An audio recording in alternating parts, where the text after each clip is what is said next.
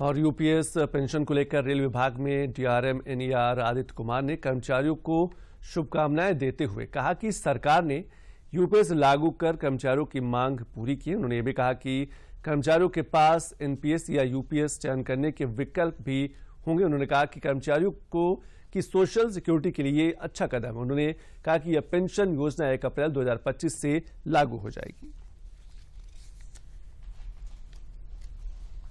जो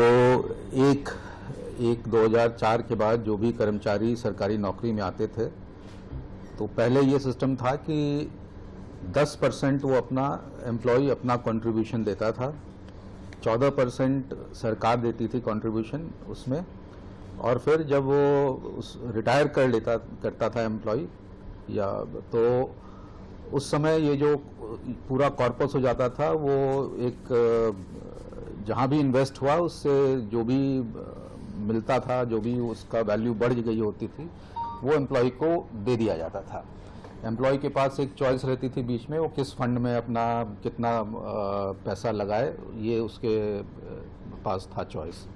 अब जो नई यूनिफाइड पेंशन स्कीम आई है उसमें गारंटीड जो पेंशन पुराने एम्प्लॉयज़ को मिलता था 1/1/2004 के पहले के जो एम्प्लॉयज़ हैं उनको एक गारंटीड पेंशन मिलता है कि उनके जो लास्ट पे का 50% उनको पेंशन मिलता है।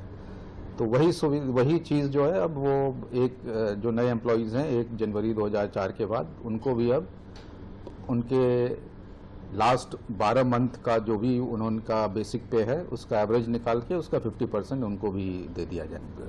अब देखिए अब जो स्कीम आई है, जो उनकी डिमांड थी कि उनको पेंशन मिलना चाहिए, वो अब उनको दिया जा रहा है।